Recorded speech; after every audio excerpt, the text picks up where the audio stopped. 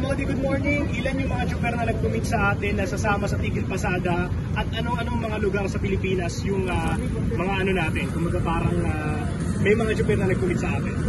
Kung sa ngayon ay kung dito sa NCR ay isa ito dito sa may bahagi ng Tatalon na bakit dito namin na inilagay yung MASAP dahil yung Tatalon kasi simbuli kami sa pagpaka ng flood control. Dahil dito ay kaunting ulan lang ay talagang halos hindi na matawiran yung ingredi sa yung haba ng Araneta. At kita-kita yung malaking korupsyon dito sa bahagi pa lang ng Tatalon. Kaya dito namin na nagkais na matipon.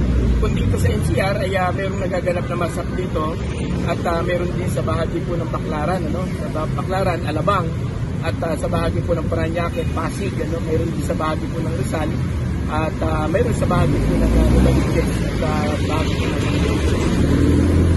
Bilang natin, Kamodi, nationwide ito, kung ano ka na tapos sa bahagi po ng nationwide ay dyan natin ay abot ng mga 100,000 sa buong bansa, na alam natin na makikisa hindi lamang ang nilo ng piston kundi iba't ibang sektor ng ating public transport at nadyan po yung mga laban PNPS, nadyan yung ating mga tricycle, nadyan yung mga G-Ride na kung saan ay biktima rin sila ng, sa panahon ng calamity, sa panahon ng baha at siyempre biktima rin sila ng patuloy na pagtaas ng presyo ng petrolyo. Kasi kung titingnan po natin sa bahagi po ng mga driver sa hanap po ng mga shipping ay halos 390 pesos kada araw yung nawawalang kita at halos umaabot ng 12,000 per month yung binabayad natin mga buwis na ito pala yung kinukurakot lamang at nilalastay ng iilan. Kaya malaking epekto itong mga usapin nito hindi lamang sa hanay po ng sektor ng ating transportasyon. Sir, last na po my part, yung Manibela po nag-anunsyo na mag-aano po sila, mag-delivery sa kain para sa mga magpuprotesto sa Luneta, alas 9 ng umaga sa linggo. Yung piston po ba may balak din na gano'n? Yan natin sa mga operator, dahil yung mga operator ang mag-decide kung lalo na itong kahabaan ng aeroplanes na ito ay lahat ito papunta ito ng Luneta, sa bahagi nito. Yan natin sa mga operator.